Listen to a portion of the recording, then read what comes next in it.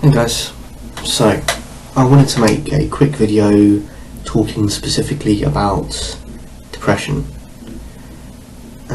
Right, I'm just going to start by reading you a bit from Google saying, according to the National Institute of Mental Health, symptoms of depression may include the following: difficulty concentrating, remembering details and making decisions, fatigue and decreased energy, feelings of guilt, worthlessness and or helplessness, and feelings of hopelessness and or pessimism. So I just kind of wanted to make this video as someone who has been through essentially depression and had suicidal thoughts, and nearly carried those thoughts out. And this video is to anyone who may have be going through any of this or have any of these thoughts. So I can start from essentially a few months back. I was working for the Department for Work and Pensions here in the UK, and I started to have to look after my gran, and it culminated in her going into a rest home for respite care because she was having a drinking problem, and I was living in a house on my own with nothing but 2 dogs for company. And I started drinking myself, which is not great because alcohol, if you know anything about it, is actually a depressant. It's not the opposite of an antidepressant, I guess. It's literally what it is. It can make you feel depressed. So I started feeling low when I was doing this. Essentially, I would call it a horrible job. You're dealing with mothers and fathers who are split up, and now if they have a child, whoever's looking after that child has the right to claim child benefit on behalf of the child to look after them. And you're dealing with people who are stressed because they're worried about money. They've just typically split up from their other half, their husband, their wife, partner, whatever. And so you're taking a lot of feeling from that job, because I was speaking to them on the phone, and that wasn't great. Which eventually I ended up not doing it because my gran came out of the care home. I ended up caring for her. So I was going through these bad thoughts, and I essentially, while I was at work, tried to go out to buy painkillers to kill myself because I was just feeling low, I was feeling depressed, and it just came to me, it was just a thought. My supervisor stopped me from doing it and put me onto essentially a crisis team, it's called. Essentially you can call them whenever you like. If you're feeling low, if you feel like you're going to kill yourself. And they helped.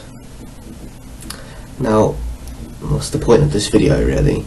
Is if you're feeling low and depressed, there's several things you have to try and remember.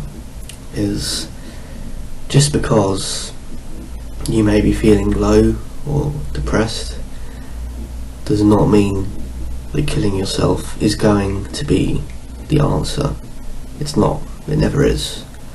What you've got to think about is who you're leaving behind. There are people that care for you, whether that's family, friends, distant relatives, anything. Now, I myself have a friend of mine, technically my best friend I suppose you could say.